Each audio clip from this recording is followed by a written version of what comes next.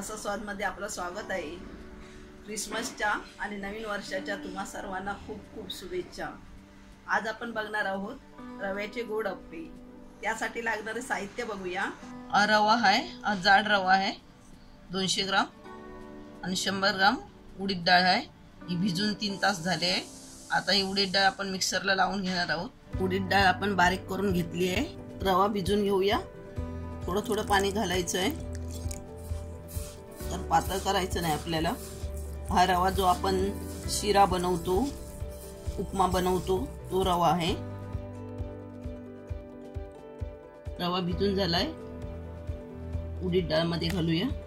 तसा भिजूनच घालायचा म्हणजे त्याला गुठळ्या होत नाही।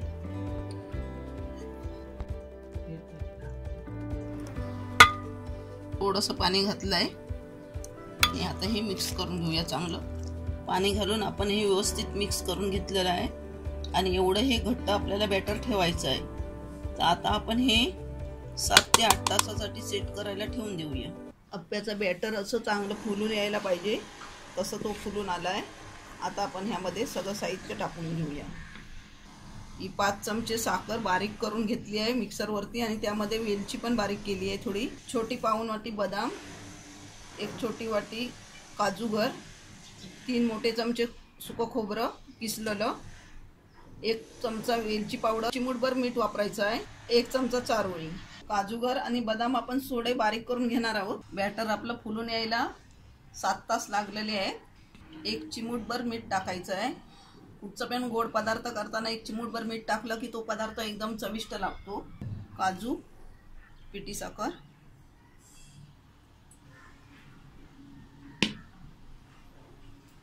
साखर आपल्या चवीनुसार घ्यायची आहे। गोड जास्त गोड असेल पाहिजे असेल किंवा कमी गोड पाहिजे असेल त्यानुसार आपण साखर वापरायची आहे। बदाम, वेलची पावडर, चारोळी आणि सुकं खोबरं। सुकं खोबऱ्याने अप्पे एकदम क्रिस्पी होतात आणि चवीला खूप छान लागतात। करायला घेऊया। अप्प्याच्या तव्यामध्ये तेल घालूया थोडं, 1 चमचा घालायचा आहे आणि घालते वेळी ढवळूनच घालायचं आहे प्रत्येक टायमाला।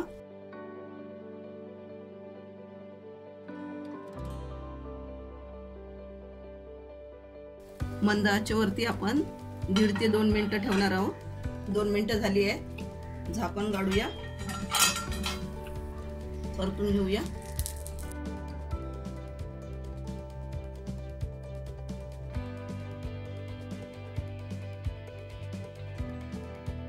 परतून झाले आहेत। आता आपण 1.5 मिनिट पुन्हा ठेवणार आहोत असेच। अप्पे जर चिकटत असतील तर बॅटर मध्ये 2 चमचे तांदळाचं पीठ घालायचं।